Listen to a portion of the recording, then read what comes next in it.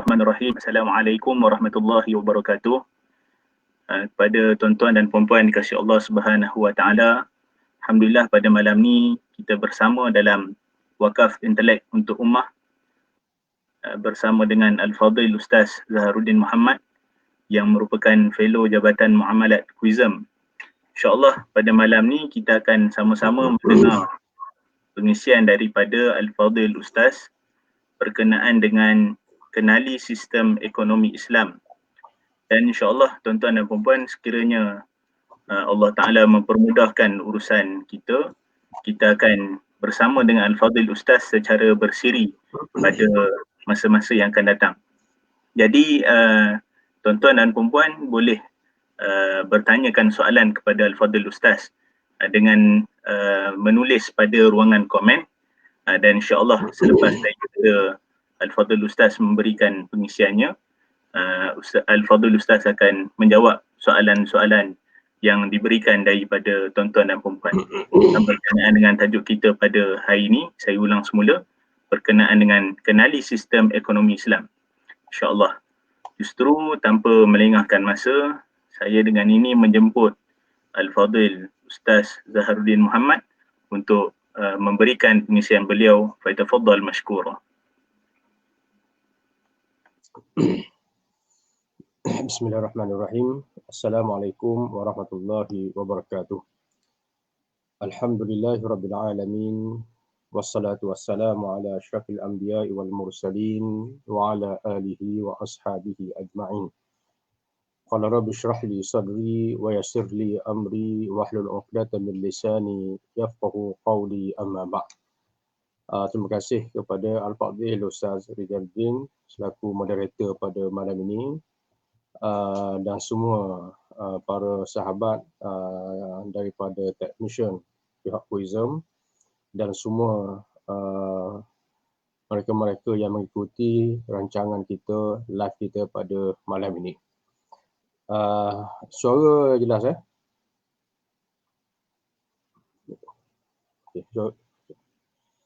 Okay, jadi alhamdulillah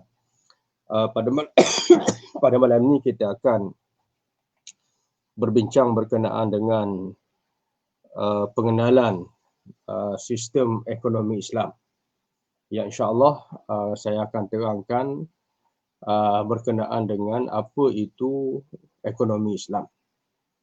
Jadi yang pertamanya ialah dari segi ekonomi Islam. Ekonomi sebagaimana yang kita maklum ialah segala perkara yang berkaitan dengan hal ehwal, harta dan kepunyaan. Itu kalau saya ambil ringkasan daripada pelbagai definisi berkaitan dengan ekonomi ataupun definisi al-iqtisad dalam konteks fiqh Islam. Jadi bila sebut ekonomi Islam ataupun al-iqtisad al-Islami, ia bermaksud bahawa segala perkara yang berkait dengan urusan harta, pemilikan, kekayaan, maka ia dinamakan sebagai al-iqtisad ataupun ekonomi. So maknanya ekonomi ini merupakan perkara yang sangat luas. Okey, kalau tengok dekat slide yang saya kepilkan, di sana kalau kita ambil agama kita Islam ni, dia ada pelbagai aspek dan juga bidang ataupun kita sebut sebagai fiqh Islam. Di sana ada hukum ibadat seperti solat, haji, keluar zakat dan seumpamanya, itu dianggap sebagai kategori hukum ibadat. Yang keduanya seperti contoh hukum munakahat. Okay, hukum munakahat seperti hukum berkait dengan perkahwinan, hukum berkait dengan perceraian, hukum berkait dengan kewajipan nafkah dan seumpamanya, itu dikenali sebagai hukum munakahat. Baik, yang ketiganya sebagai contoh saya ambil hukum siasah ataupun hukum politik, seperti hukum melantik pemimpin, hukum melantik imam dan seumpamanya. Itu termasuk dalam konteks siasah syariah ataupun siasah Islamiah ataupun urusan politik dan juga pentadbiran negara. Okey. Dan termasuk antaranya ialah hukum jenayah. Hukum jenayah ni termasuk hukum hudud, qisas, ta'zir dan seumpamanya. Jadi maknanya hukum hakam Islam tu merangkumi keseluruhan kehidupan manusia, daripada hukum peribadi yang kita sebutkan sebagai ibadat dan seumpamanya, sehinggalah kepada hukum berkait dengan pentadbiran dunia ataupun pentadbiran negara yang kita sebutkan sebagai hukum politik, hukum jenayah dan seumpamanya. Antara banyak-banyak hukum tersebut, mungkin saya boleh sebutkan bahawa hukum ekonomi. Hukum ekonomi ataupun kita sebutkan isu keuangan dan juga ekonomi Islam. Jadi ekonomi ini termasuk seperti contoh hukum percukaian, pengurusan hasil bumi, hukum muamalat, hukum tanah, hukum penswastaan, hukum pemilikan dan seumpamanya. Maka segala perkara yang berkait dengan ekonomi, keuangan, pemilikan, harta, maka kita namakan hari ini sebagai hukum ekonomi. Baik. Jadi maknanya hukum ataupun rangkuman cakupan ekonomi Islam itu sangat luas. Sangat luas. Okey, bila kita memahami ruang lingkup yang saya sebutkan tadi, kita akan faham bahawa ekonomi Islam is not all about banking. It's not all about takaful. Tetapi ekonomi Islam itu jauh lebih luas daripada itu. Contohnya saya ambil hukum cukai, hukum hasil bumi, hukum berkait dengan pengurusan tanah dan seumpamanya. Jadi semua ini adalah merupakan isu ekonomi Islam. Tetapi dia bukan isu yang berkait dengan perbankan ataupun hukum yang berkait dengan takaful ataupun capital market. Baik. Jadi sebenarnya apa yang kita sebutkan sebagai banking, hari ini bila kita sebut Islamic Financial System, kita tak sebut sebagai Islamic Economic System. Kita sebut sebagai Islamic Financial System.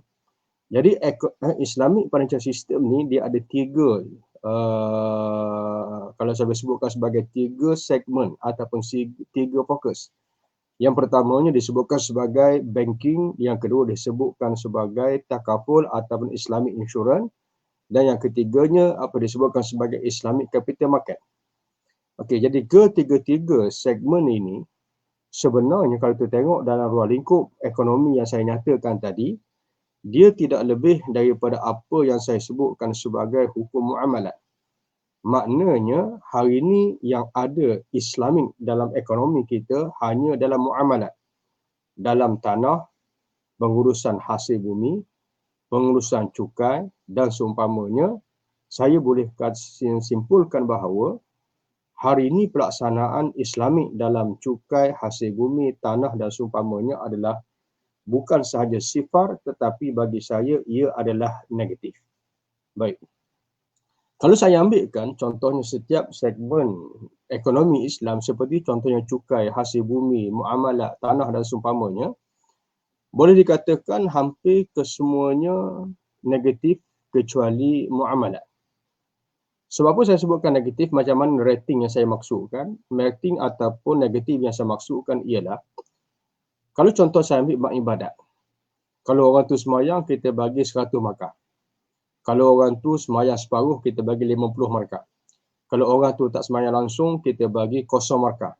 Kalau orang tu dah tak semayang, dia pergi sembah berhala, kita bagi negatif 50 markah. Itu contoh saya ambil senang dalam bab ibadat untuk kita faham bagaimana maksud rating yang saya bagi tadi. Maknanya kalau contohnya dalam bab ibadat, kalau dia sembahyang 100, dia sembahyang hanya katakan contohnya 2 waktu, maka 40%. Okey. Sembahyang 2 waktu maknanya 40%. Kalau dia tak sembahyang langsung, kita bagi 0%. Kalau dia dah tak sembahyang, pergi sembah berhala pula, maka kita bagi dia markah mungkin negatif 50 ataupun negatif 100 sebagai contoh. Baik. Sama juga dengan ekonomi. Ekonomi contohnya bab cukai, di sana ada tuntutan wajib. Hasil bumi di sana ada tuntutan wajib. Muamalat di sana ada tuntutan wajib. Tanah di sana ada tuntutan wajib. Di sana kalau kita tak laksanakan kewajipan-kewajipan dalam cukai, hasil bumi, muamalat, tanah dan seumpamanya, maka markah kita adalah kosong. Tetapi kalau kita laksanakan sebaliknya, bukan saja tak laksanakan kewajipan-kewajipan dan cukai Islam, tetapi kita laksanakan perkara yang diharamkan dalam sistem cukai Islam, maka markahnya adalah negatif, bukan lagi sifat. Baik, kenapa saya kata begitu? Contoh saya ambil dalam hukum cukai. Hukum cukai. Dalam hukum cukai, Allah mewajibkan ambil cukai daripada orang kaya, khususnya daripada orang Islam. Khudh min amwalihim sadaqah. Contoh saya ambil antara sistem cukai Islam adalah zakat. Zakat ni sebagai contoh saya ambil, hukum mengutip zakat adalah wajib, bukan hanya hukum membayar zakat. Itu kewajipan. Maknanya kalau seseorang itu layak bayar zakat, tiba-tiba kerajaan tak kutip dan tak ambil duit zakat tersebut daripada dia, maka kewajipan itu tidak dilaksanakan oleh kerajaan. Okey, baik. Bila kita kata wajib, kita mesti ada dalil. Bila kita kata wajib, kita mesti ada hujah. Apa dalil dan hujah dia? Allah Ta'ala berfirman dalam Al-Quran Al-Karim, khudh min amwalihim sadaqatan tutahhiruhum wa tuzakkihim biha. Ambillah olehmu daripada orang-orang Islam zakat mereka, tutahhiruhum, untuk menyucikan harta tersebut. Ulama berijma' bahawa khudh itu maknanya wajib, bukan makna sunat. Bayar zakat Allah Ta'ala sebut wa atawuz zakah, hendaklah kamu keluarkan zakat. Baik, semua kita tahu bahawa wa atawuz zakah itu digunakan lafaz dengan fa'il amar, dengan makna wajib. Al-aslu fil amri al-wujub. Bila mana menggunakan lafaz perintah amar, maknanya hukumnya adalah wajib. Maknanya bayar zakat adalah wajib. Di sana juga Allah gunakan perkataan khudh, makna fa'il amar, kutiplah. Okey, cuma bezanya ialah wa atawuz zakah, hendaklah kamu keluarkan zakat, itu lafaznya adalah plural, maknanya jamak, kamu semua. Tetapi berbeza khudh, mana kutiplah. Perintah itu diberikan, ditujukan kepada singular menggunakan lafaz mufrad, lafaz singular, lafaz orang. Jadi maknanya bab bayar zakat Allah Ta'ala tuju kepada ramai. Tapi bab kutip zakat Allah tujukan kepada seorang. So apa beza hukum dia? Beza hukum ialah melaksanakan pembayaran zakat itu wajib atas setiap individu Islam yang cukup syarat. Cukup haul, cukup nisab, maka dia wajib keluar zakat. Baik, sebab apa? Kita kata kepada semua individu Islam sebab kewajipan itu ditujukan menggunakan lafaz jamak ataupun lafaz plural, bukan lafaz mufrad, bukan lafaz singular. Tetapi bila bab kutip, Allah Ta'ala sebut khudh min amwalihim. Kutiplah olehmu siapa? Seorang. Ditujukan kepada seorang, ditujukan kepada menggunakan lafaz mufrad, lafaz singular. So apa maksud dia? Maksudnya itu wajib kutip zakat atas seorang. Tetapi atas satu pihak, tetapi bayar zakat atas banyak pihak. Sebab apa? Bayar zakat atas semua orang Islam. Tapi kutip zakat atas satu pihak. Siapa satu pihak yang dimaksudkan? Iaitu kerajaan.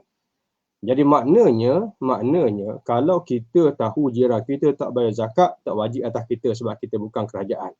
Tetapi apabila seseorang sudah memegang kuasa kerajaan, tiba-tiba individu ataupun syarikat yang terbabit layak bayar zakat, tiba-tiba dia tak bayar. Okey, dalam Islam kerajaan wajib merampas harta zakat tersebut. So maknanya kutip itu bermakna mesti dijadikan undang-undang, kalau tak bayar zakat salah undang-undang yang membolehkan kerajaan rampas bahagian yang tak bayar zakat. Maknanya kerajaan satu sudut yang lain, kewajipan ke atas kerajaan untuk ambil bahagian zakat yang tak dibayar oleh mereka yang layak bayar. Tetapi hari ini bayar zakat bukan satu kewajipan atas kerajaan. Maknanya kalau orang tu nak bayar, dia bayar. Kalau dia tak nak bayar, tak ada masalah. Tapi dalam Islam, tak bayar zakat, salah undang-undang. Kenapa? Sebab kewajipan atas kerajaan untuk mengutip zakat tersebut. Maknanya kalau kerajaan tak kutip, sedangkan orang tu layak, bermakna mereka-mereka yang jadi kerajaan hukumnya adalah dosa. Sama juga contohnya orang tu layak bayar zakat, tiba-tiba dia tak bayar. Maka bila dia tak bayar, maka hukumnya adalah dosa bagi pembayar zakat.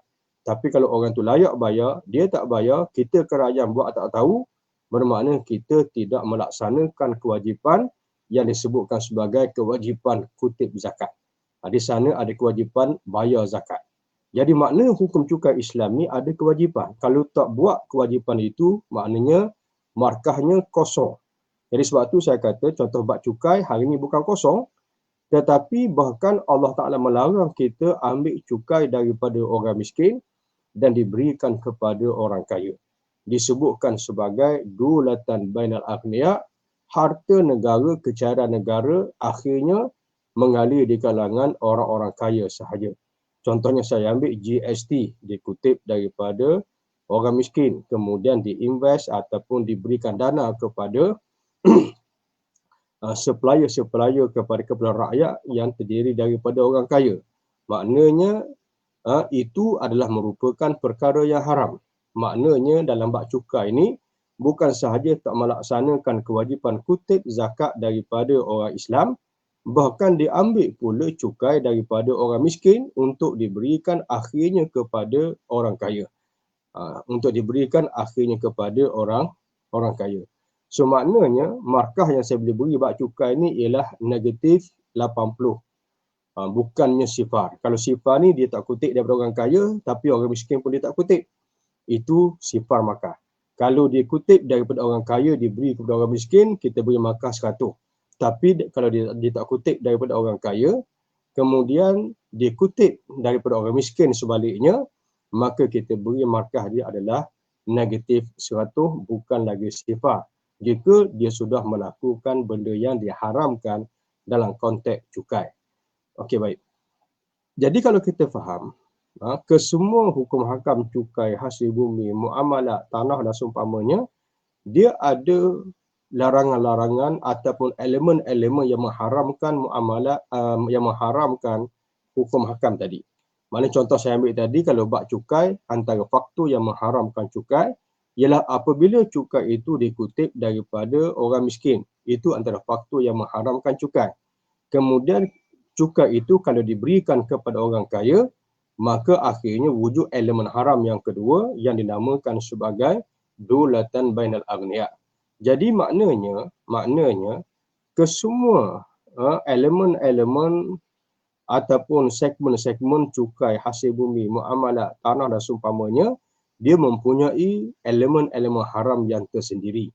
Contohnya kita ambil kalau selain ekonomi, contohnya kita ambil minuman. Minuman antara elemen yang mengharamkan minuman ialah mabuk. Penipuan tak ada. Penipuan tu beli minuman, tapi minuman tu sendiri semuanya halal kecuali masuk satu unsur namanya mabuk sebagai contoh. Baik. Tetapi kalau bab cukai, dia tak ada elemen mabuk. Cukai ni elemen yang mengharamkan cukai antaranya ambil daripada orang miskin. Okey, yang keduanya ialah dipusingkan hasil ataupun wang negara itu di kalangan orang kaya. Antaranya lagi ialah apabila harta-harta wang itu dibekukan, tidak dibelanjakan, maka itu antara faktor yang mengharamkan cukai. Baik, itu kalau saya ambil dalam bab cukai sebagai contoh. Okey, kalau saya ambil contoh dalam bab hasil bumi, di sana ada kewajipan, di sana ada larangan. Antara contoh hasil bumi itu yang menjadi kewajipan ialah mestilah hasil bumi itu dibahagikan kepada 6 bahagian yang telah ditetapkan oleh Allah Subhanahu Wa Taala.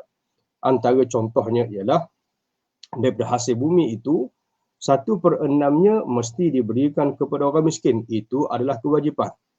Okey, macam saya kata tadi, kewajipan adalah solat. Bila tak solat, maka markahnya kosong. Bila dah tak solat, pergi sembah berhala, maka markahnya adalah negatif. Sama juga dalam bab hasil bumi. Hasil bumi antara kewajipan ialah mesti diagihkan 1/6-nya kepada golongan-golongan yang disebutkan sebagai fakir dan miskin. Baik. Tetapi apabila tak diagihkan hasil itu kepada asnaf yang telah ditetapkan, macam zakat dia ada 8 asnaf, hasil bumi dia ada 6 asnaf. Bila tak diagihkan, maka markahnya adalah kosong. Baik, tiba-tiba bukan saja tak diagihkan, tetapi digunakan hasil bumi itu secara jalan yang salah menurut hukum Islam. Contohnya, kita diambil hasil bumi, dia pergi beri kepada korporat-korporat, diberi jadikan modal kepada orang-orang kaya untuk berniaga atas nama supply. Sebagai contoh. Baik. Bila dilakukan perbuatan-perbuatan itu, sepatutnya bahagian itu untuk orang miskin. Orang miskin masih ramai, tapi orang miskin tak dapat. Tetapi digemukkan kapitalis-kapitalis, maka itu namanya ialah dulatan bal aghniya, maknanya dulatan aghniya dia wujud pada cukai dan elemen itu juga wujud pada hasil bumi. Sebab apa saya kata begitu? Sebab Allah Ta'ala telah tetapkan agihan dia dalam hukum faid. Jadi bila ditetapkan agihan, Allah Ta'ala sebut. Sebab apa Allah tetap? Sebab apa tak beri kepada ulama ijtihad? Sebab apa tak beri kepada kerajaan ijtihad? Sebab dalam bab ni mu ulama ke, mu pemimpin ke, mu adil ke, bukan masalah adil kita pun tidak, tetapi masing-masing akan bertindak menurut apa yang dipaham. Kalau ulama yang tak faham ataupun pemimpin yang tak faham walaupun adil, mungkin harta itu dilihat wajar diutamakan kepada kapitalis atas nama pembangunan negara. Maka Allah Ta'ala sebut, kenapa aku tetapkan 1/6 untuk orang miskin, 1/6 untuk fisabilillah, 1/4 wal rasul zil qurba wal yatama wal masakin, dan juga untuk ibnu sabil dan seumpamanya. Kenapa Allah tetapkan kaila yakuna dulatan bal aghniya? Allah telah beri terus jawapan dia. Ada banyak hukum Allah Ta'ala wajibkan tapi tak sebut sebab. Kenapa Allah wajibkan 5 waktu? Tak sebut sebab. Kenapa Allah wajibkan puasa bulan Ramadan bukan pada bulan lain? Allah tak sebut sebab. Sebab itu ta'abbudi. Tapi bila mari bab agihan hasil bumi dan seumpamanya, antara hikmahnya disebutkan sebab supaya kita lebih yakin. Supaya kita lebih confident. Allah Ta'ala sebutkan kenapa 6 bahagian yang perlu kamu gunakan hasil bumi untuk diagihkan. Kaila yakuna dulatan lil aghniya, supaya harta negara itu tidak hanya mengalir di kalangan orang-orang kaya di kalangan kamu sahaja. Maknanya kalau kamu tak tahu hukum ini ataupun hukum ini tak diturunkan, mesti walaupun kamu orang adil, kamu orang baik, kamu orang alim, pasti kamu akan alirkan hasil negara itu hanya kepada orang kaya sahaja, tapi tidak kepada orang miskin. Jadi Allah nak pastikan bahawa kamu cerdik ke, kamu alim ke, kamu ulama ke, kamu tak boleh mengatasi pengetahuan Allah, maka Allah lebih tahu bahawa wang itu lebih utama dimajukan bila diberikan kepada golongan yang disebutkan sebagai fakir dan miskin. Baik, itu contoh saya ambil dalam bab hasil bumi. Jadi hasil bumi ini, pengurusannya hari ini, kalau kita ambil dari segi hukumnya, saya boleh bagi markah juga adalah negatif, bukan sifar, apatah lagi tidak positif. Baik, itu saya contoh bab hasil bumi. Dan saya langkah sejak bab muamalat. Nanti saya akan balik akhir ulas bab muamalat. Baik. Yang keempatnya contohnya bab tanah. Bab tanah ni dia ada elemen haram dia, tapi bukan dulatan bil aghniya. Bab tanah ni bukan apa kita sebutkan sebagai macam hasil bumi tadi, macam cukai tadi, dulatan bil aghniya, dan antaranya ialah kewajipan diberikan kepada orang miskin dan seumpamanya. Tetapi dalam bab tanah ni, elemen haramnya apa yang dikenali sebagai Allah SWT yang dikenali sebagai al-hima. Dikenali sebagai hima. Saya rasa kita ni jarang dengar istilah hima ni. Yang ni kena sebut betul-betul ni, bukan himar. Kalau himar maknanya keldai. Tapi ni hima, H-I-M-A, ha mim fathah. Ejanya hima. Nabi bersabda, la hima illa lillahi wa li rasulih. Tak boleh dilakukan hima melainkan oleh Allah dan Rasul. Maknanya hima ini merupakan faktor dan juga elemen yang mengharamkan sesuatu pengurusan tanah. Jadi bila kita urus tanah, kita bebas nak urus macam mana. Nak pecah berapa, macam mana cara teknik kepecah tanah, nak ukur tanah dan seumpamanya, itu tak ada masalah. tetapi jangan masuk apa yang dinamakan sebagai hima. Baik. Jadi bab tanah ni saya rasa mungkin istilah hima pun jarang kita dengar. Okey, baik. Kemudian yang keempatnya ialah muamalat. Yang keempatnya ialah muamalat. Jadi dalam bab muamalat ni macam nak sebutkan tadi, kalau cukai dia ada elemen dia, dulu tambah agniya, hasil bumi pun ada dia punya elemen haram dia, tanah pun dia ada elemen dia, muamalat pun dia ada elemen haram dia. Okey, contohnya saya ambil muamalat, elemen haram ni ada 3. Yang pertamanya apa yang dikenali sebagai riba. Yang kedua dikenali sebagai gharar. Yang ketiga dikenali sebagai batil. So maknanya muamalat ni bila masuk sahaja elemen-elemen ini, dia akan mengubah hukum muamalat daripada harus menjadi haram bila mana masuk elemen-elemen yang saya sebutkan tadi. Jadi sebab itu kalau kita ambil contoh, maknanya ekonomi Islam ni satu perbahasan yang sangat luas. Yang saya tak senaraikan di sini antaranya ialah sebagai contoh hukum perswastaan. Di sana ada konsep, ada cara orang berkenaan hukum perswastaan dalam Islam. Termasuk juga contohnya hukum integriti. Bila rasuah, bila bukan rasuah, bila boleh ambil duit dan seumpamanya. Itu juga termasuk dalam hukum ekonomi Islam. Okay. Dan sama juga contohnya saya ambil berkait dengan hukum-hukum yang berkait dengan pengurusan khidmat. Contohnya hari ini macam PBT dan seumpamanya mengenakan charge kepada rakyat dan seumpamanya. Ini semua merupakan isu-isu ekonomi Islam yang semuanya sebenarnya ada dalam kitab. Ada dalam kitab. Okay, baik. Tapi masalah kita hari ini, dengan maaf saya sebut ya, masalah kita hari ini ialah kita belajar hukum tapi kita tak belajar ekonomi. Yang belajar ekonomi pula tak belajar hukum. Menyebabkan hukum di satu lembah, ekonomi berada di satu lembah. Tapi sebenarnya dalam pemerhatian saya, orang yang belajar ekonomi Islam ni ataupun dalam bahasa lain, orang belajar syariah, memang dia belajar ekonomi Islam. Tetapi masalahnya kadang-kadang kita menggunakan istilah yang berbeza. Contohnya saya ambil, tanyalah ustaz mana pun, adakah dia mempelajari hukum cukai Islam? Saya rasa ramai akan jawab, tak pernah belajar. Baik, kalau tanya pula ustaz yang sama, pernahkah dia belajar hukum zakat? Saya yakin semua akan jawab, ya saya belajar. So, apa problem situ? Problemnya ialah masalah istilah dan juga masalah yang kita sebutkan sebagai pemahaman istilah Islam dan syariah dalam konteks penggunaan semasa. Baik. Sebab apa saya kata begitu? Sebagai contoh saya ambil dalam bab yang saya sebutkan tadi.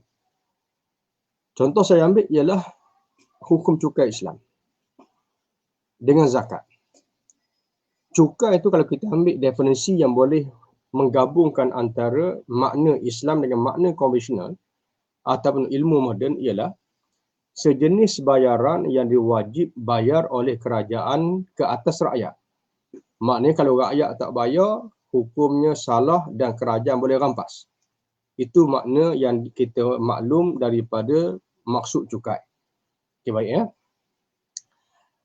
Jadi sebenarnya benda yang sama kita namakan cukai dalam konteks konvensional, tetapi benda yang sama yang kita namakan zakat dalam konteks hukum fiqh Islam. Cuma masalahnya kadang-kadang ada dua perkara. Yang pertamanya masalah istilah saya sebutkan tadi. Masalah yang kedua ialah masalah silibus. Masalah silibus. Sebab hari ini kadang-kadang masalah kitanya ialah kita belajar berdasarkan kepada silibus. Bukan belajar berdasarkan kitab fiqh yang sepatutnya kita tahu. Okay. Dalam bab zakat, dengan maaf saya sebut, dalam silibus kita orang-orang Malaysia ni banyak fokus kepada hukum bayar zakat. Kita tak fokus kepada hukum pengurusan zakat. Pengurusan zakat ni bukan teknik yang berkait nak pakai sistem e-transfer ke bukan, itu tak ada isu. Tetapi pengurusan zakat ini daripada 3 elemen penting, contohnya wajib bayar, wajib kutip dan wajib agih. Ketiga-tiga ini ada hukum yang konkret, hukum yang tak boleh petikai. Contohnya saya ambil tadi, wajib bayar, itu ada teknikal-teknikalnya. Contohnya pengisytiharan harta, pengisytiharan pendapatan dan seumpamanya disebutkan sebagai al-malul zahiri. Al-malul zahir ataupun al-mal al-zahiri.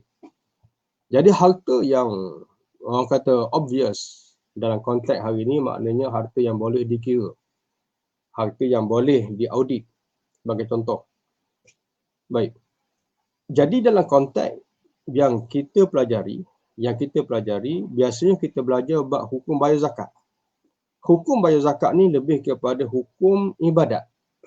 Tetapi bila kita pergi kepada hukum wajib bayar zakat, dia akan jadi governance isu pengurusan oleh pihak kerajaan, bukan lagi hukum yang berkait dengan ibadat, hukum bayar.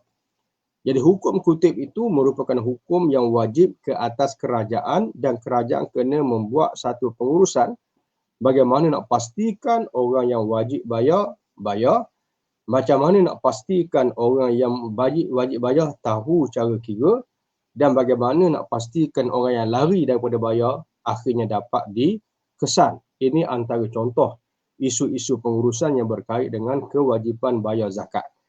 Tapi masalahnya ialah yang kita belajar dalam kitab fiqh ialah zakat. Bila mana kita keluar daripada kitab fiqh, orang namakan cukai hari ini. Jadi sebenarnya zakat yang dia belajar itu adalah hukum cukai. Jadi saya sendiri secara personal daripada sanawi saya belajar sampailah kepada saya pergi belajar di Syariah, sampai saya habis belajar BA di Al-Azhar, saya tak faham benda ni.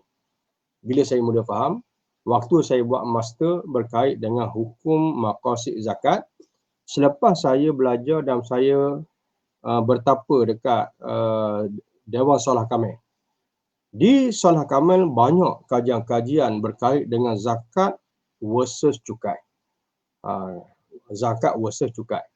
Jadi maknanya kalau kita ambil contoh, kalau ibadat mungkin muqaranah, kalau akidah muqaranatul adyan ialah antara Islam, Kristian, Hindu dan seumpamanya itu kalau kita ambil bab ibadat dan akidah. Tapi bila kita ambil bab ekonomi, tak boleh banding dengan Kristian sebab Kristian dia tak ada ekonomi, Buddha dia tak ada ekonomi. So maknanya bila kita ambil bab ekonomi, kita kena compare dengan contohnya kalau kita ambil ekonomi ni banyak. Contohnya kalau kita ambil bab muamalat, mungkin kita boleh compare dengan muamalat semasa. Contohnya perbankan Islam versus perbankan konvensional, itu bab muamalat. Bila kita ambil bab yang berkait dengan cukai sebagai contoh, kita mungkin boleh compare antara pengurusan zakat Islam versus dengan cukai konvensional. Itu dia punya versus orang kata apple dengan apple, bukan apple dibandingkan dengan kereta. Okey. So maknanya bila kita ambil muqaranatul adyan, perbandingan agama mana cara hidup.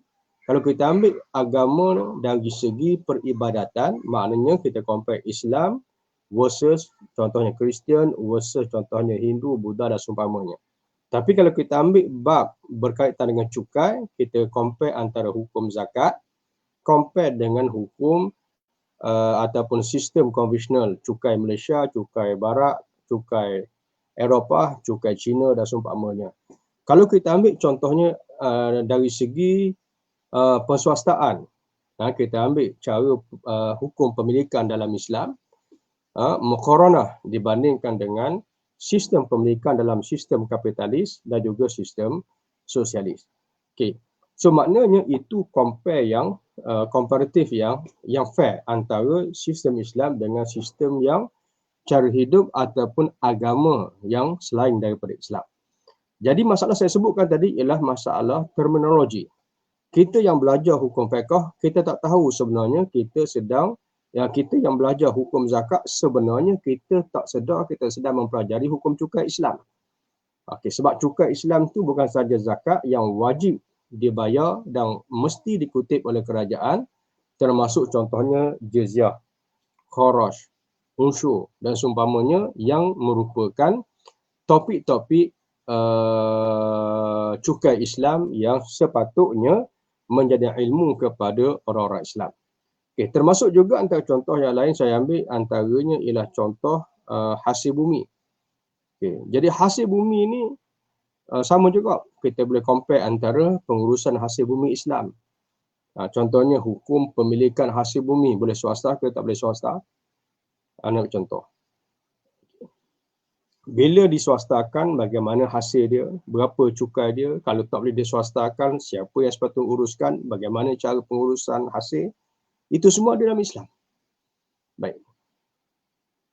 Jadi nak compare benda ni, tak boleh compare dengan Hindu, tak boleh compare dengan Buddha. Benda ni kita boleh compare dengan apa? Contoh kita compare dengan sistem kapitalis. Macam mana cara kapitalis menguruskan hasil-hasil rakyat. Okay, contohnya kita ambil macam mana pengurusan minyak petrol. Contoh yang saya ambil hari ini, kalau saya ambil antara Islam, kapitalis dan sosialis, sosialis jauh lebih dekat dengan Islam berbanding dengan kapitalis. Hari ini saya tengok dalam negara kita banyak hasil-hasil bumi rakyat Malaysia terlepas kepada orang asing. Emas, saya nampak banyak dimiliki, dijarah oleh orang-orang asing sebenarnya. Ini antara berita ataupun realiti yang malang bagi rakyat yang sepatutnya menjadi sumber kerajaan. Tiba-tiba kerajaan hilang sumber-sumber hasil bumi, minyak swasta, emas swasta, besi swasta. Kerajaan hanya dapat upah daripada pengurusan, daripada penjarahan. Sepatutnya, sekejap saya kena sambung bateri sekejap sebab bateri nampak dah nak weak.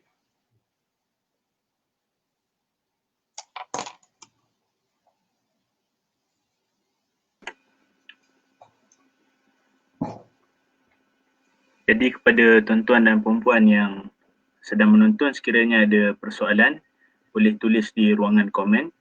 Nanti akan dijawab oleh Al-Fadhil Ustaz selepas daripada ni, insyaAllah.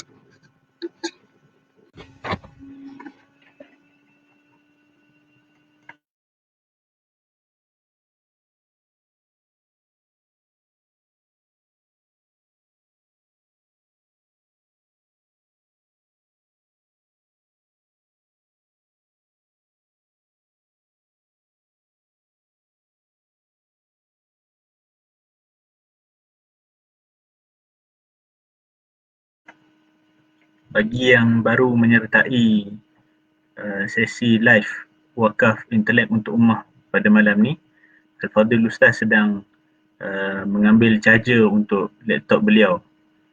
Jadi sekiranya ada yang ingin bertanyakan soalan, boleh tuliskan di ruangan komen. Dan kepada tuan-tuan dan puan-puan yang ingin menyumbang kepada Quizem, bolehlah memberikan sumbangan melalui akaun bank yang tertera di skrin ataupun telefon masing.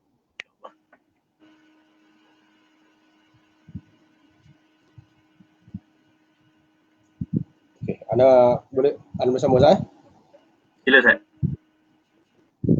Okey. So maknanya kalau saya ambil isu yang saya sebutkan tadi, maknanya dari segi ekonomi Islam dengan ekonomi konvensional berada dalam lembah yang berbeza, yang menyebabkan kadang-kadang kita orang syariah tak perasan kita sedang belajar ekonomi Islam. Contohnya saya ambil contoh tadi bab zakat, sebab kita hanya melihat ia dalam sudut konteks term istilah yang klasik tetapi tidak dalam istilah dan juga term yang moden. Okay.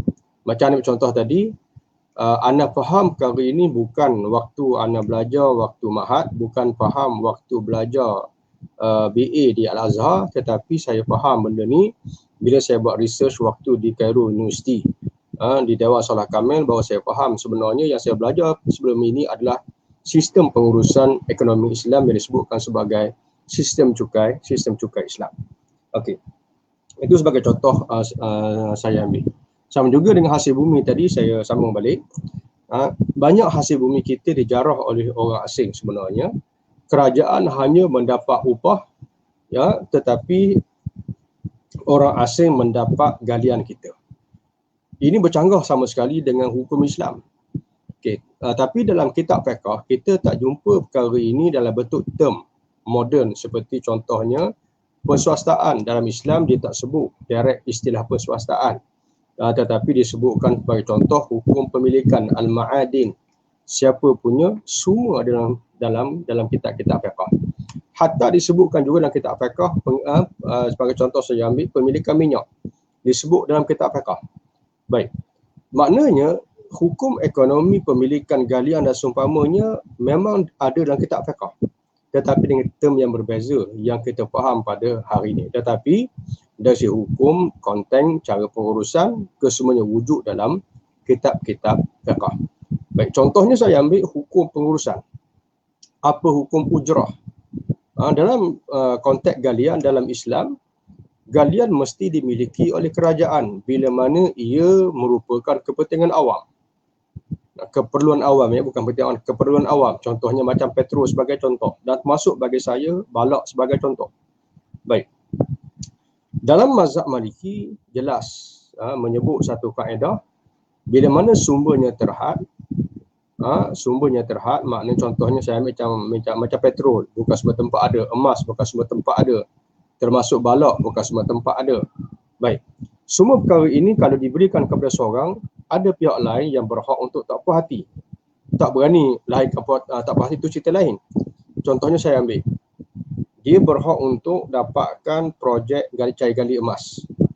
Okey, emas tu akhirnya dia dapat, padahal saya pun berhak untuk tak puas hati sebab dia rakyat Malaysia, saya rakyat Malaysia, saya pun pandai, dia pun pandai, tapi kenapa kerajaan bagi dekat dia tak bagi dekat saya? Saya berhak untuk tak puas hati, berani tak berani melahirkan rasa tak puas hati itu cerita lain. Baik, bila ada orang yang berhak dan memang dia berhak dan dia tak puas hati, maka pada waktu itu galian itu, hasil bumi itu tak boleh diswastakan. Kerajaan kena take over. Kalau kerajaan tak ada kepandaian, dia kena upah orang yang pandai. Dan orang yang pandai itu dia mesti dapat upah. Okay, baik. Cuma upah itu dalam bahasa fiqh disebutkan ujrah. Dalam bahasa moden dia tak sebut upah, dia tak sebut ujrah. Tapi diguna bahasa lebih comel, namanya ialah royalty. Namanya ialah royalty, ditentukan berapa persen untuk diperolehi oleh pihak yang tertentu. Jadi cara pengurusan hasil bumi ini dah terbalik. Macam mana terbalik? Pihak yang cari gali, syarikat swasta dapat emas, dapat besi, dapat biji timah, dapat minyak, dapat macam-macam galian. Tapi kerajaan hanya dapat royalty. Dalam bahasa fiqh, royalty itu persis dinamakan sebagai ujrah, upah. Walaupun hang namakan apa-apa pun, Islam dia ada cara dia nak kena pasti sesuatu realiti berdasarkan kepada hukum. Jadi hukum royalty itu sebenarnya adalah upah. Cara pengurusan Islam salah. Itu contoh saya ambil dalam bab pengurusan hasil bumi. Bila kerajaan hilang hasil bumi punya income, menyebabkan akhirnya kerajaan ambil cukai daripada negeri. Negeri pula bila hilang hasil cukai, dia akan charge atas rakyat hasil daripada tanah. Kenakan premium, kenakan development fee dan seumpamanya, dan jual pula tanah kepada rakyat sebab dah tak ada hasil. Contohnya Selangor, 83% hasil Selangor datang daripada land revenue related, bermakna kerajaan negeri terpaksa ambil daripada tanah dijual kepada rakyat. Sepatutnya cukai yang dibayar rakyat adalah hasil untuk negeri. Okey, pusat pula hasil mereka adalah daripada galian hasil bumi. Tapi hasil bumi serah kepada swasta, pusat tak ada income. Okay, bila tak ada income, dia ambil cukai daripada negeri. Negeri pula bila hilang hasil cukai, kenakan jual tanah, kenakan charge atas tanah, kenakan premium atas tanah, kenakan develop fee macam-macam, menyebabkan harga rumah melambung. So siapa tangguh? Rakyat kena tangguh. So maknanya antara faktor masalah ekonomi kita hari ini berpunca daripada pengurusan hasil bumi yang tak dimiliki oleh kerajaan pusat. Baik, maknanya faktor ini ataupun realiti ini orang panggil pengurusan penswastaan dari segi harta-harta negara. pengurusan hasil bumi, penswastaan hasil bumi. Tapi bila kita buka kitab fiqh, kita namakan ujrah. Bila kita buka kitab semasa, namanya royalty. Sebab tu orang yang belajar agama yang tak terlibat dengan ekonomi semasa, dia tak nampak sistem Islam itu ada dalam semasa, dan dia tak nampak macam mana pengurusan yang haram dalam konteks ekonomi pada hari ini. Itu contoh saya ambil. Maknanya ekonomi Islam dengan mereka yang belajar syariah berada di lembah yang berbeza. Okey. Kemudian yang terakhirnya mungkin saya bagi satu ringkasan mudah. Kenapa ekonomi Islam itu tak balik kepada asal? Masalah besar yang saya tengok ialah ekonomi Islam ni hari ini macam rumput di waktu panas ataupun rumput di waktu kemarau. Semua mati. Hijau semua tak ada. Yang adanya ialah kena kontang kuning. Tanah tu kuning. Tapi rumput tu mati tak? Tak mati. Benih dia ada dalam tanah, kita tak nampak. Okay. Ekonomi Islam tu mati tak? Tak mati. Dah ada kat mana? Semua ada dalam kitab fiqh. Yang pertama kuncinya ialah jangan belajar fiqh bersilibus. Belajar fiqh daripada kulit ke kulit, itu paling penting. Daripada mazhab ke mazhab, itu paling penting.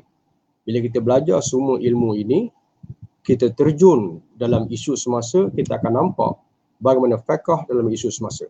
Bagaimana nak selesaikan isu semasa dengan fiqh. Bagaimana nak implementkan fiqh dalam kehidupan semasa. Kita akan nampak. Jadi masalah yang pertama ialah masalah kita belajar fiqh ikut silibus.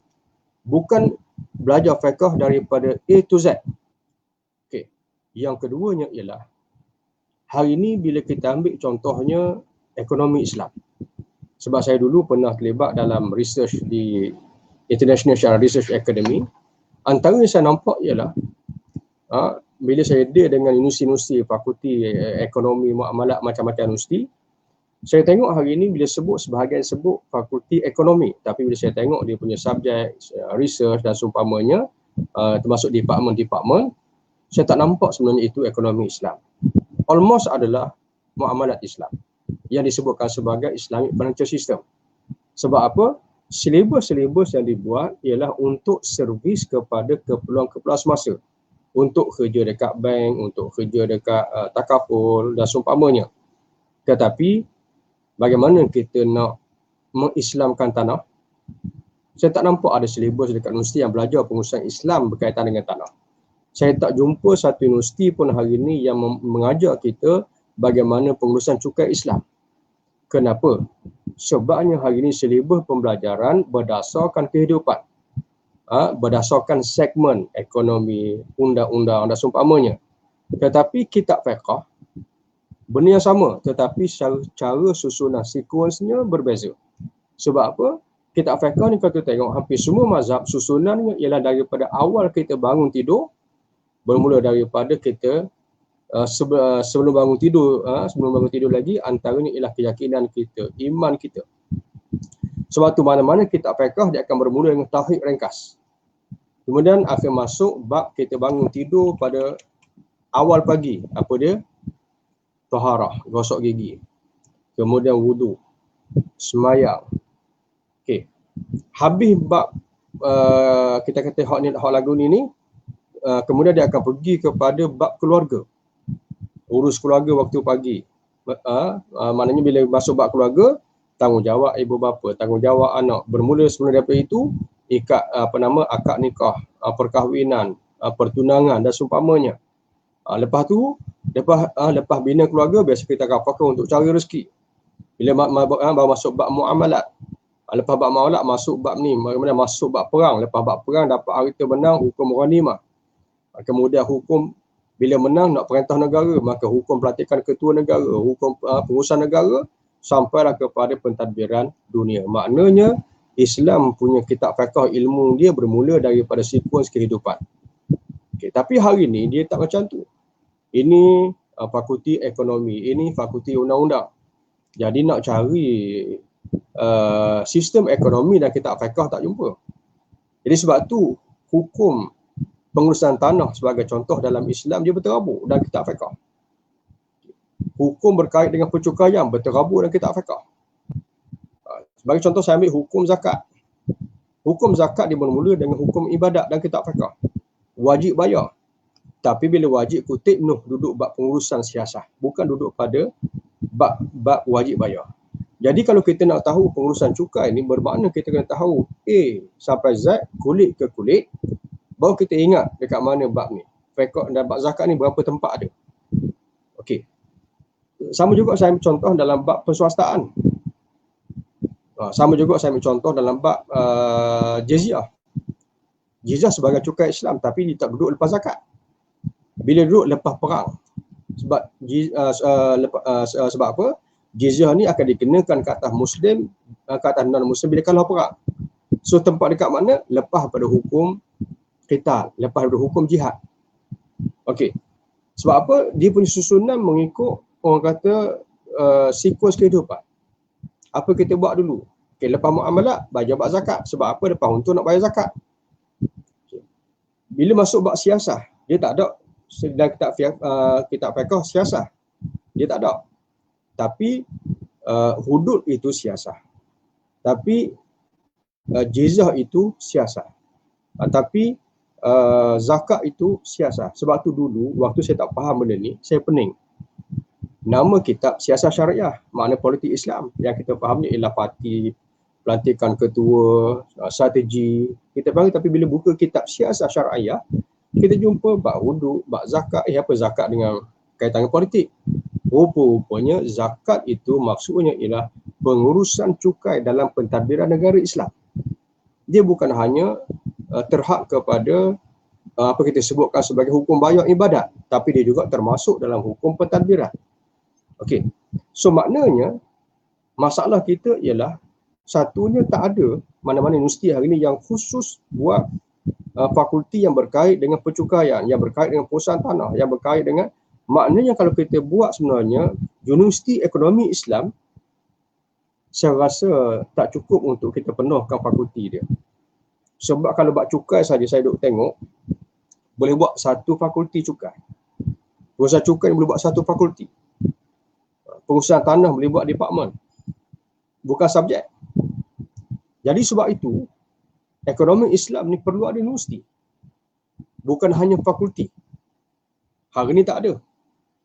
Sebab tu minta maaf saya sebut, saya tak jumpa satu universiti pun yang mengajar berkenaan dengan subjek percukaian Islam. Saya tak jumpa satu universiti pun yang ada, bukan kata department, bukan fakulti, subjek khusus berkaitan dengan pengurusan tanah Islam. Jadi maknanya ekonomi Islam hari ini sebenarnya tidak dipelajari secara formal oleh orang Islam pada hari ini, atau dengan kata lain, bagi saya, ekonomi Islam merupakan ilmu yang seumpama benih rumput di waktu kemarau. Tapi bila sekali mari hujan, sekejap saja benih itu akan tumbuh. Kenapa? Dia semua tertanam dalam kitab-kitab fiqh. Jadi sebab itu saya mengharapkan, tapi sampai hari ini masih belum tercapai, QUISM mudah-mudahan menjadi pusat kepada ekonomi Islam, bukan pusat muamalat Islam. Sebab muamalat dah banyak universiti dah mengajar. Tapi pusat ekonomi Islam. Sebab lepas ni kalau kita nak perintah Malaysia nak urus cukai, siapa nak urus? Yang urus tu mesti orang tahu cukai Islam. Soalannya adalah siapa yang belajar.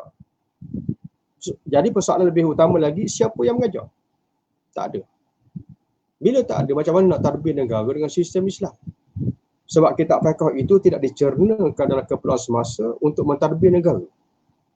Jadi sebab itu saya mengharapkan insya-Allah QUISM, dan perkara ini sebenarnya dah lama saya bincang dengan Dr. Zudi. Tapi oleh kerana banyak perkara yang saya pun duk sibuk nanti, sebab saya dah bincang Dr. Zudi untuk buat subjek-subjek yang wajib kita pelajari untuk nak penuhi, contohnya ilmu cukai Islam. Contohnya subjek yang perlu kita pelajari untuk nak penuhi ilmu berkaitan dengan pengurusan tanah Islam. Pengurusan perswastaan, pengurusan, ini semua hukum, bukan teknikal. Teknikal tu itu akan berubah. Jadi itu dipelajari selepas kita faham pokok. Jadi insya-Allah saya rasa umur pun alhamdulillah masih ada. Masa pun insya-Allah masih ada, dan saya harap cita-cita yang saya bincang Dr. Zudi ini tidak terpadamlah insya-Allah. Dan saya memang dilantik sebagai fellow ekonomi di QUISM, tetapi oleh kerana banyak kekangan yang menyebabkan sampai hari ini masih belum mampu untuk siapkan orang kata apa, mapping untuk nak bentuk Quizem sebagai satu pusat pengajian ekonomi Islam, bukan hanya muamalah Islam tapi ekonomi Islam. Maknanya di Quizem insya-Allah kalau tak ada aral semoga wujud orang kata subjek-subjek yang berkaitan dengan pengurusan cukai Islam. Contohnya subjek berkaitan dengan cukai Islam ni, antara contoh hang ambil ilmu yang perlu kita belajar. Antaranya konsep velocity of money. Ini ilmu konvensional. Tapi ilmu konvensional ini bukan konvensional yang buat. Sebenarnya asas ini memang ada dalam Islam. Ini merupakan ilmu semula jadi yang Allah jadikan. Cuma siapa yang nak Allah? Hari ini barak yang Allah. Sepatutnya kita Islam lebih awal Allah sebab memang dalam fiqh Islam, dalam zakat Islam, konsep velocity of money itu wujud. Sebagai contoh saya ambil. Okay. Velocity of money itu boleh jadi satu subjek sebenarnya. Subjek ringkas. Apa itu velocity of money? Apa kesan dia? Kenapa dalam Islam wang bukan milik individu? Dia merupakan milik orang ramai. Kenapa simpanan dikenakan cukai? Jadi semua ini dia akan tally dengan apa dinamakan sebagai konsep velocity of money. Okey, topik ni, tajuk ni, subjek nak letak kat mana? Kita kena letak tajuk dan subjek ini di bawah, katakan contohnya segmen cukai Islam. Ambil contoh. Okey. Ataupun dari segi konsep production. Okay. Production dekat mana kita nak letak dia? Ambil contoh, kita boleh letak production itu bagaimana production berlaku, demand, supply dan seumpamanya. Okey, dekat mana? Contohnya pengurusan kecairan negara. Dia berkait dengan subjek itu perlu masuk dalam sistem pencukaian Islam.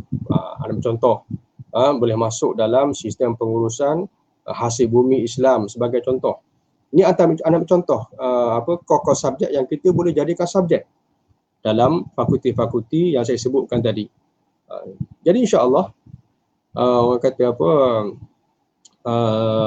masa masih belum terlambat, dan bagi saya ini masanya untuk kita mulakan langkah membentuk kita kata satu gelombang kebangkitan ilmu ekonomi Islam. Bukan ilmu yang berkait dengan muamalah Islam. Ini antara benda yang saya rasa penting untuk kita wujudkan kesedaran. Jadi sebab tu contoh saya ambil senang last saya ambil isu semasa sikit satu. Contohnya bila dibangkitkan isu KWSP. Okay. Saya nampak bila bangkit isu ni sama macam dulu kita orang bangkit tentang isu perbaikan Islam.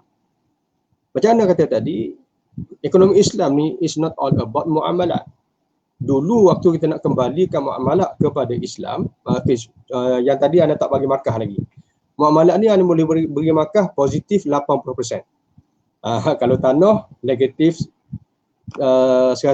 Kalau bak cukai negatif 100. Tapi kalau bak muamalat saya letak positif 80. Cuma tak cukup 100% sebab banyak perkara lagi yang perlu dibuat. Okey, tak apalah, yang tu saya tak nak ulah dulu bukan masa dia sekarang. Okey, cuma nak sebut tadi ialah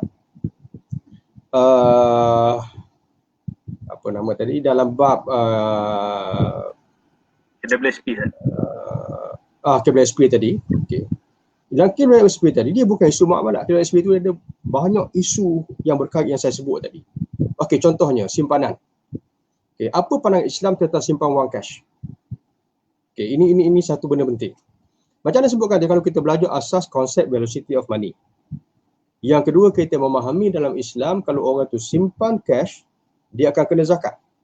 Nabi pesan jangan kamu simpan sehingga habis dimakan oleh zakat. Maknanya hikmah kalau kita faham hukum itu, Islam tidak menggalakkan kita simpan cash banyak-banyak. Sebab kalau kita simpan cash banyak-banyak, dia akan membantukan production. Itu konsep velocity of money kalau kita belajar konsep velocity of money. Baik. So macam mana pengurusan dia? Kita belajar pula contohnya, kita baca firman Allah Ta'ala, wa yas'alunaka 'anil khamril maisir qul fihima ithmun kabirun wa manafi'u lin-nas wa ithmuhuma akbaru min naf'ihima wa yas'alunaka madza yunfiqun qulil 'af. Kalau kita baca tafsir qulil 'af, kita akan faham bahawa apa yang kita perlu belanjakan. Ulama tafsir antaranya al-fadl, lebihan. Yang pertama, duit kita dapat untuk diri, untuk keluarga, tapi ada lebih. Simpan ke belanja. ayat tu sebut belanja, kau simpan. Okey, apa makna belanja?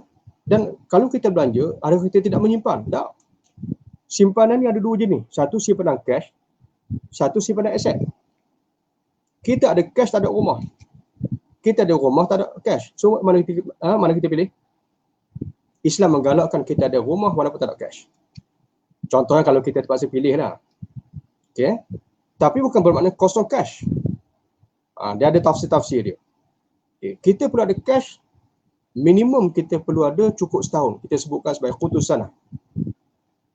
Tapi bukan kita simpan sampai juta. Kalau simpan sampai juta, orang kata simpan berapa, semua orang nak banyak. Banyak tu berapa? Nabi kata jangan kamu simpan sampai tahap akhirnya habis dimakan oleh zakat. Maknanya konsep dalam velocity of money yang konvensional faham dan hukum zakat simpanan yang diterapkan oleh Islam menunjukkan bahawa kita tak digalakkan simpan cash yang sangat banyak. Tapi kita galakkan simpan aset. Okey. Contohnya saya ambil. Mesir. Mesir. Waktu Nabi Yusuf. Waktu Nabi Yusuf, yang disimpan itu apa? Bukan cash, bukan dinar, bukan dirham. Sebab waktu lapar, kita tak boleh makan dirham. Waktu lapar, kita tak boleh makan dinar. Kita perlu makan apa? Beras. So maknanya kita kena ada beras paling kurang cukup untuk setahun. Kita kena ada garam paling kurang cukup untuk setahun. Kita kena ada basic makanan cukup untuk setahun. Hari ini mungkin simpan beras, mungkin tak tahan lama. So kita simpan duit untuk beli beras paling kurang untuk setahun. Ini kita kena faham konsep simpanan, sebab sebenarnya duit itu tak akan ke mana. Dia keluar poket kita, dia akan masuk balik. Tapi dengan syarat velocity of money itu berlaku. Okay, itu anak ambil contoh. Maknanya KWSP saja, kalau kita nak hurai KWSP, tak cukup dengan hukum muamalat. Tak cukup dengan satu nas. Kita kena faham dari segi pelbagai nas, baru kita nampak apa kaitan setiap nas dengan isu yang kita bahaskan. Jadi sebab tu macam saya kata tadi, macam dulu, bila ulama kata, ustaz-ustaz kata, bank konvensional tu haram sebab riba. Dia pergi kata ulama nak tutup bank. Itu salah. Saya kata dalam KWSP ni ada dua elemen haram. Satunya ialah dulatan bail aghniya, yang keduanya ialah interfere at-tadakhul fi umuril fard yang tak dibenarkan syariat. Nabi kata biarkan orang Malaysia dia nak buat apa dengan harta dia, tiba-tiba kita pergi ambil nak terus simpan untuk dia. Padahal dia makan pun tak cukup. Rumah nak kena sita. Tiba-tiba kita ambil terus simpan. Itu bercanggah dengan hadis yang Nabi sebut. Faktor yang kedua ialah kita ambil pula kita beri ke kapitalis. Itu yang saya pernah tulis dalam Facebook saya dulu. Contohnya macam mana cara pengurusan KWSP invest dalam Giant. Bagi contoh, dua faktor haram. Saya tak kata suruh tutup KWSP, itu orang yang tak faham yang kata. Macam dulu kita kata riba haram, tiba-tiba dia pergi kata ustaz suruh tutup bank. Tak. Okay, faham Okey. Jadi sebab itu sebenarnya pengurusan ini isu pengurusan dalam konteks hukum Islam yang kita kena faham, yang mana semua perkara ini tuan-tuan tak akan faham dengan satu tulisan saya. Tuan-tuan tak akan faham dengan satu kuliah saya. Sebab tu Islam itu bermula dengan dagang. Bila saya kata KWSP haram itu, pandangan saya itu dianggap sebagai dagang. Betul, sebab Islam itu bermula dengan dagang. Nabi berjuang, akhirnya orang kenal, kemudian Islam kalah, Islam tu dia dagang balik. Okay, sebab tu orang tak pernah faham bagaimana sebenarnya Islam itu bukan anti simpanan, tapi Islam itu juga bukan suruh belanja semua, dia ada kadar-kadar dia. Kadar belanja berapa, kadar simpan berapa, sejauh mana kerajaan boleh interfere dalam urusan rakyat. Ini semua hukum pengurusan yang perlukan kepada ilmu yang tak boleh faham dengan satu kuliah. Yang tak boleh faham dengan 2 kali baca. Ini semua ilmu yang cantum yang kena faham daripada kitab fiqh A sampai Z, baru kita akan faham. Jadi itulah sebagai contoh saya ambil ilmu ekonomi Islam yang insya-Allah saya doakan semoga Quizem, semoga contohnya Kurki sebagai contoh institusi kita ini menjadi orang kata pemula kepada sistem dan juga dasar ekonomi Islam, bukan muamalat, ekonomi Islam yang perlu kita terapkan. Jadi insya-Allah lah, maknanya mudah-mudahan dengan adanya platform-platform yang seperti ini, insya-Allah kita dapat melahirkan pakar-pakar ekonomi negara. Bila kita cukup pakar, insya-Allah Allah Taala berikan izin untuk kita memerintah negara, insya-Allah. Okay, saya rasa masa pun tak izinkan. Jadi ada soalan, Ustaz? Baik, terima kasih pada Al-Fadhil Ustaz di atas huraian dan gambaran umum yang diberikan berkenaan dengan sistem ekonomi Islam ni. Dan kalau tuan-tuan perempuan dengar daripada awal, kita dapat melihat bagaimana terlalu banyak ilmu-ilmu ekonomi Islam ni yang kita tak ketahui lah, yang perlu kita sama-sama pelajari, insya-Allah. Jadi kalau ikut di sini soalan ada banyak. Cuma saya rasa kita pilih satu soalan di sini kerana masa agak mencemburu kita untuk malam ni. Jadi soalannya, apa pandangan Ustaz berkaitan cadangan kerajaan untuk melaksanakan semula GST bagi menampung pendapatan negara? Silakan Ustaz. Okey, terima kasih. Pandangan saya kalau peribadi memang saya tetap tidak bersetuju dan saya tetap akan menentang usaha untuk melaksanakan GST ini. Tetapi bukan bermakna saya tentang kerajaan dan nak jatuhkan kerajaan, sebab di sana ada musuh ancaman lebih besar yang menunggu. Jadi sebab tu kita pertahankan kerajaan PN. Tapi kalau kerajaan PN nak laksanakan GST, insya-Allah saya tidak akan setuju, insya-Allah. Maknanya kalau saya diberikan izin oleh Allah untuk perintah negara, saya tak akan buat GST. Tapi di sana banyak lagi sumber-sumber hasil negara yang boleh diperoleh selain daripada GST. Wallahu ta'ala a'lam. Baik, kemudian lagi satu soalan, boleh tak? Boleh. Soalannya, adakah penjualan sesuatu produk yang keuntungannya lebih 50% dikira sebagai riba? Okey, terima kasih banyak. Adakah keuntungan daripada sesuatu jualan itu lebih 50%, adakah dianggap sebagai riba? Jawapannya ialah tidak. Okay. Cuma masalah ni saya tengok, sebab tu penting tu saya bincang dengan Ustaz Rizal. Selain daripada ekonomi ni, saya rasa penting untuk kita ketengahkan balik, especially ni bukan isu publik, isu di kalangan mereka yang mengambil bidang pengajian Islam. Sebab saya tengok STAM khususnya tak tekankan tentang usul fiqh. Sedangkan biasanya kita boleh jadi ustaz, orang akan tanya kita hukum, jarang orang tanya kita tajwid, jarang orang tanya kita tentang Mu'tazilah ke apa ke tak. Okay, tapi masalah besarnya kita ni kadang-kadang bila kita mengaji agama walaupun bukan syariah bidang kita, kadang-kadang orang tak akan tanya bidang yang kita mengaji. Kalau kita mengaji tajwid pun saya rasa tak ramai yang akan tanya hukum tajwid. Hukum qiraat lagilah ramai, jarang orang akan tanya. Apatah lagi kalau kita ambil falsafah Islam, orang tak akan tanya tentang Mu'tazilah ke apa. Okey. Tapi orang tanya tentang hukum ni kita tak akan boleh faham, tak akan boleh jawab melainkan kita mesti ada ilmu usul. Ilmu usul ni sangat besar sebenarnya. Saya yang mengaji Ma'had daripada awal yang bukan berselibus tapi belajar kulit ke kulit sebahagiannya. Akhir baru saya tahu bahawa usul fiqh yang saya belajar dalam silibus sebelum ini sebenarnya tidak memenuhi seluruh usul fiqh. Usul fiqh ini ada 3 bidang. Satunya disebutkan sebagai al-adillah, sumber hukum, Quran, hadis, ijma', qiyas, mustarsal, mazhab sahabi dan seumpamanya. Bidang yang kedua ialah kaifiyatul istifadati minha, bagaimana kita nak faham hukum daripada sumber-sumber tadi. Sebab tu ada orang kita ni jumpa kitab tu tibai. Okay. Yang ketiga ialah wahalal mustafid, siapa yang layak beri fatwa. Sebab tu hari ni saya tengok pakar hadis, itu dia gelar lah, dia pakar hadis, tapi saya tengok tak pakar mana pun. Beri fatwa, saya tengok memang Umar ambil. Sedangkan dia tak layak dari segi hukumnya beri fatwa, sebab kalau kita baca syarat nak beri fatwa ni ialah orang yang ada ilmu alat yang cukup, terutamanya usul. Kalau dia tak ada usul, akhirnya dia akan jadi zahiri bila dia baca nas. Jadi sebab tu hak saya bahas berkenaan dengan hukum jemaah ni tak faham, sebab bukan bidang dia.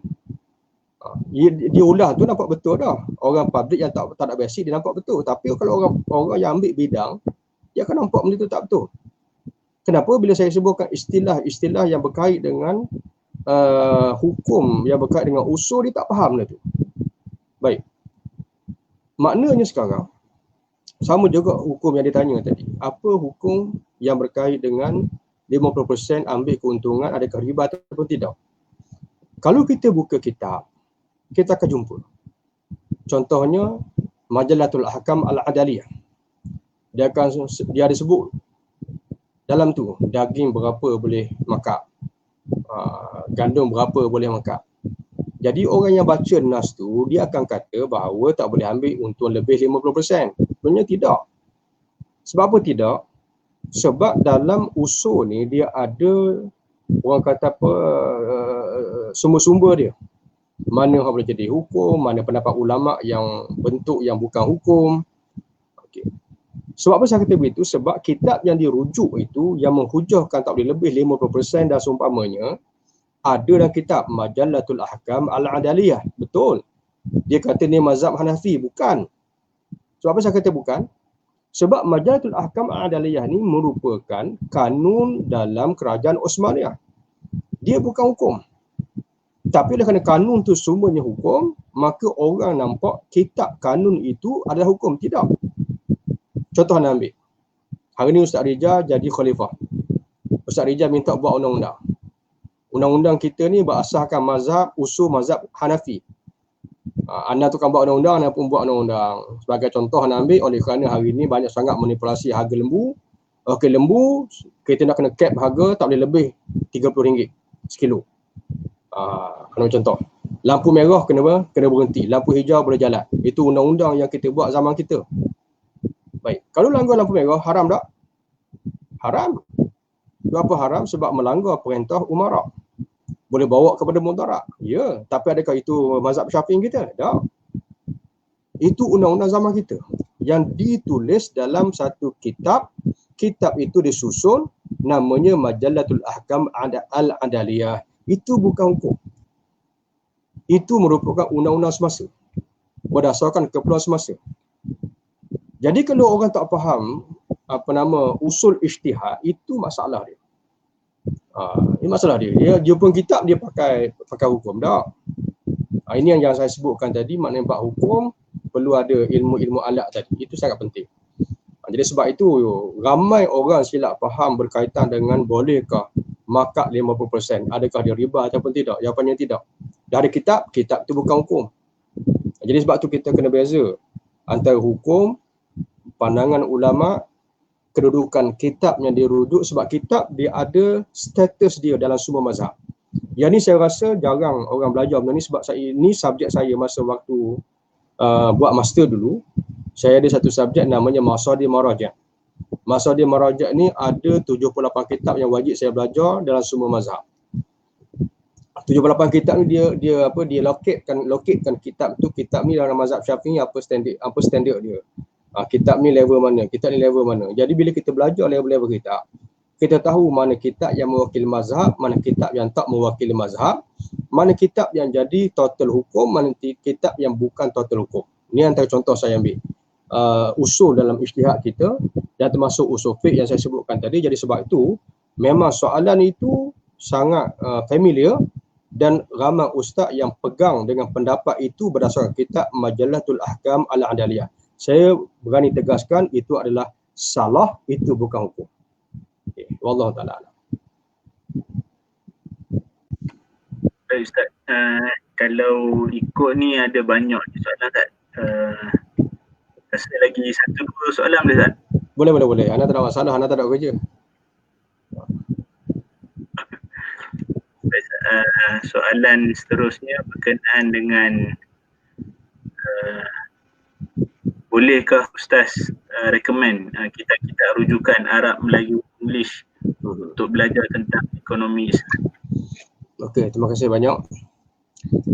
Ana rasa soalan ni sama dengan soalan yang sama anda pernah tanya untuk guru ana ekonomi dulu, Dr. Amir dekat Tonton Mesir. Dulu saya pernah bawa satu kitab Al-Iqtisad, Qadaya Al-Iqtisad Al-Mu'asirah, jurnal yang disusun oleh Dr. Jordan. Saya bawa kitab tu jumpa Dr. Amir. Masa tu Ana, Dr. Faisal kalau siapa kenal UKM. Kemudian Dr. Megat. Cuma saya belum doktor lagi. Kawan-kawan hak lelaki tu semua doktor lelaki dah. Okey. Jadi jumpa dengan Dr. Amir. Dr. Amir kata mau belajar benda ni buang masa je. Waktu tu saya tak berapa macam pelik sikit lah sebab apa Dr. Amir kata macam tu. Sebab apa belajar kitab Qadaya Fiqh Ma'asirah ni, sebab apa dia kata buang masa. Dia kata mau nak faham ekonomi, mari mau belajar dengan aku, silibus aku. Okay, ringkas ceritanya, macam contohnya ada orang tu dia nak belajar tentang sebab gini ya, kita ekonomi konvensional ni macam senang saya ambil contoh macam orang tu sembahyang cara ayah pek. Okay. Jadi tiba-tiba timbul kesedaran Islam. Jadi orang nak faham cara ayah pek tu macam mana pandangan Islam. Ayopin dia ada rokok, dia ada sujud, tapi tahiyat tak ada. Tapi takbiratul ihram tak ada. Dia ada sujud, dia ada rokok. Orang tanya saya, Ustaz macam mana nak faham sebenarnya cara sembahyang Ayopin ni menurut Islam? Ataupun nak faham ekonomi konvensional ni menurut pandangan Islam. Okay. Jadi sebab tu anak kata tadi, Dr. Amir sebut tu rupanya betul. Buang masa je mungkin belajar bab rokok Ayopin, buang masa je mungkin belajar bab sujud Ayopin. So macam mana? Dia kata mari belajar aku. Mari belajar dengan aku tu maknanya mari belajar solat ni daripada takbiratul ihram sampai salam. Lepas kita faham solat daripada takbiratul ihram sampai salam, lepas tu kita tengok sembahyang Ayopin, tak payah tu kita ajar. Kita tahu dah rokok dia salah, sujud dia salah, macam mana cara betul kita tahu. Walaupun kita tak belajar rokok Ayopin tu pada waktu kita belajar. Jadi kita kena habiskan yang pertama belajar kita daripada takbiratul ihram sampai tahiyat. Waktu pertama kita kena hadam dulu. Lepas kita hadam yang tu, barulah kita tengok rokok Ayopin, kita tengok sujud Ayopin. Baru kita boleh ulah yang Tok Guru kita tak ajar. Sebab apa? Kita dah faham basic daripada takbiratul ihram sampai kepada salam. Tapi kalau saya bawa kitab, ajar cara sembahyang Ayopin, pandangan Islam, cara sujud dia macam mana, Islam, saya cara sujud Ayopin macam mana. Tapi kalau nak suruh saya laksanakan solat, saya tak erti dah. Walaupun saya buat PhD bab rokok Ayopin. Walaupun nama saya profesor, tapi bila orang suruh saya solat komplit, saya tak erti. Sama juga dengan ekonomi saya sebut tadi. Kita belajar contohnya cara ekonomi Islam, ada tulisan buku berkaitan dengan kad kredit, buku berkaitan dengan muamalat. Tapi sebenarnya bila kita nak laksanakan ekonomi Islam, kadang-kadang benda tu tak related dengan apa yang ada sekarang. Benda tu ada dalam kitab fiqh. Macam nak kata, contohnya bila masuk bab nak turunkan harga rumah. Okay, nak turunkan harga rumah. Ya, kita tahu harga rumah antara faktornya adalah riba, antara mahaknya. Tapi kalau kita belajar riba saja, kita tak nak settle harga rumah. Sebab di sana ada hukum berkaitan pengurusan tanah. Okay. So maknanya kalau orang tanya kita tentang rokok Ayopin, kita boleh ulas. Tapi kalau orang minta kita sembahyang cara Islam, kita tak reti. Sebab kita daripada mahak, masuk universiti, sampai buat PhD, sampai dapat profesor, kita belajar buat rokok tu je. Hak Ayopin ada, hak tu kita belajar dalam Islam. Tapi dalam Ayopin dia tak ada dah bab Fatihah, jadi kita tak reti Fatihah. Bab tu tak belajar, tak ada silibus kita. Boleh faham tak? Jadi sebab tu akhirnya ringkas ceritanya Dr. Amir dia ambil basic-basic penting yang saya kena baca. Contoh, saya kena faham betul-betul riba, saya kena faham betul-betul gharar, saya kena faham betul-betul batil. Lepas tu saya kena baca bab hukum-hukum teknikal muamalat, mudharabah macam mana tu macam mana. Okey, belajar semua yang ni, bila saya masuk bank, saya mudah faham. Bila saya masuk bank, saya boleh modify produk-produk yang tak Islamik jadi Islamik. Macam kalau siapa pernah tu, anak pernah cerita. Contohnya, anak buat retirement plan untuk takaful HSBC. Masa tu tak ada satu takaful dunia pun buat retirement plan produk.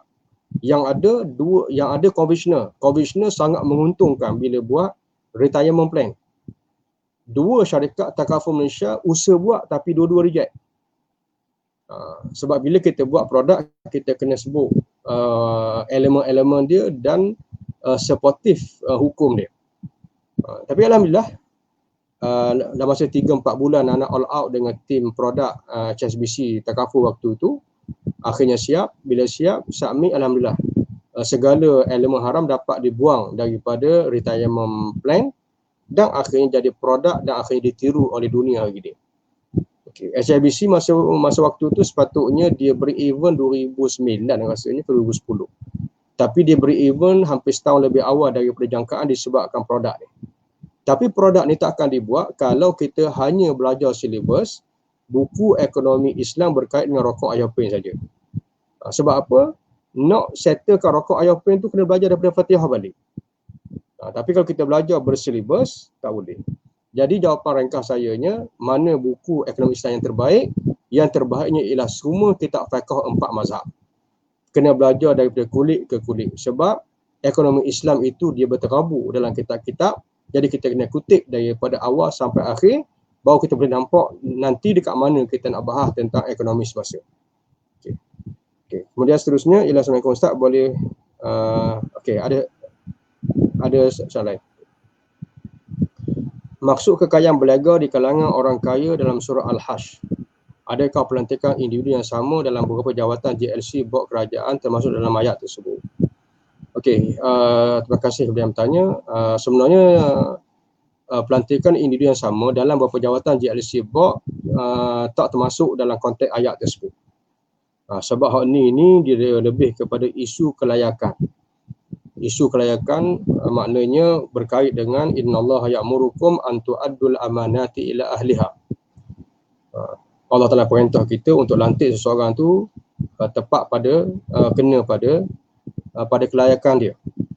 Okay. Kena lantik seseorang tu dalam bot perkapalan mesti orang mahir kapal.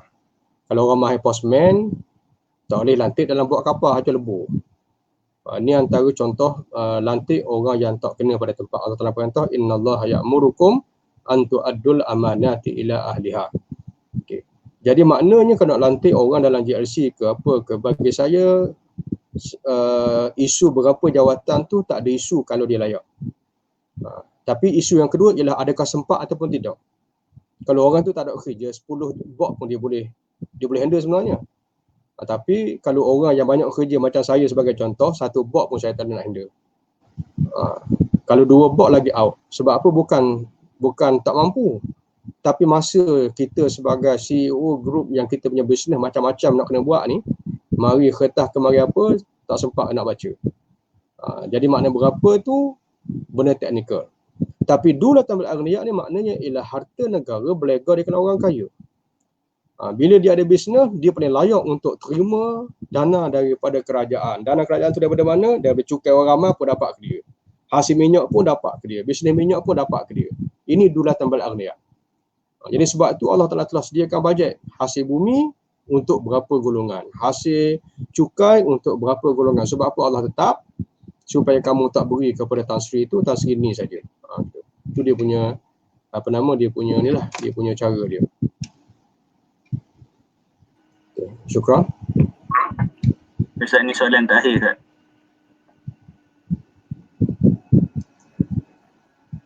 Mengikut ekonomi, GST memberi impak yang besar kepada ekonomi negara dari sudut keuntungan. Jika GST dilaksanakan tapi dengan meletakkan beberapa syarat supaya tidak menzalimi rakyat, bolehkah ia dilaksanakan? Okey, terima kasih banyak-banyak. Saya rasa soalannya sama je kalau saya tanya balik. Apa salahnya kalau kita benarkan minum arak tapi kita kena pastikan arak tu tak mabuk? Okey, boleh jawab tak yang tu agak-agak? Boleh jawab yang tu, boleh jawab soalan ni. GST ni dia tak akan dapat kutip banyak kita ambil orang miskin. Kalau saya letakkan GST boleh jadi halal yang syaratnya mesti dikutip daripada orang kaya je. Yang kedua, mesti agihannya 25% kepada orang miskin. Okay. 18% sebagai contoh kepada Ibn Sabil. Jadi ringkas ceritanya, dah apa nak beri nama GST-nya, bagi nama zakat tu. Contoh katalah saya buat test, saya kata ni arak yang halal. Sebab apa dia tak ada elemen mabuk? Sebab saya kata nak minum arak boleh, tapi pastikan arak tu tak mabuk. Saya pun buat air kopi, kacau-kacau letak dalam jug, letak dalam botol arak, saya kata ni arak baru, minum tak mabuk. Apa nak beri nama araknya, bagi nama air test tu. Taklah orang confuse. Boleh faham tak? Maknanya kalau tak cukai tu diambil daripada semua pembelian rakyat, orang tak panggil GST. Dan tu antara elemen yang haramnya, sebab pembelian rakyat tu termasuk orang miskin yang kena bayar. Tu je isu dia. Boleh buang isu tu, settle lah. Tapi kalau buang isu tu, orang tak panggil GST dah. Macam mana kata tadi lah. Okey, Ustaz, boleh tak kita buang elemen-elemen haram dalam arak boleh? Jangan mabuk. Dah tak mabuk, tak panggil arak pula. Itulah kalau bahasa mudah yang boleh beri kiahnya. Kalau boleh jawab hak arak tu, jawablah ni. Sama je. Wallahu ta'ala alam. Baik, jazakumullah khairan katsira kepada Al-Fadhil Ustaz di atas perkongsian pada malam ni dan jawapan kepada soalan-soalan yang diberikan oleh para pendengar semua. InsyaAllah sekiranya Allah Ta'ala berikan kelapangan pada Al-Fadhil Ustaz dan juga pihak penganjur, kita akan bertemu lagi dalam siri yang akan datang, insyaAllah Ustaz. Okey, insyaAllah. Baik, jadi sekadar itu saja untuk malam ni. Allah Ta'ala memberkati program kita. Sekadar itu dulu. Kita akhiri dengan ucapan Assalamualaikum warahmatullahi wabarakatuh.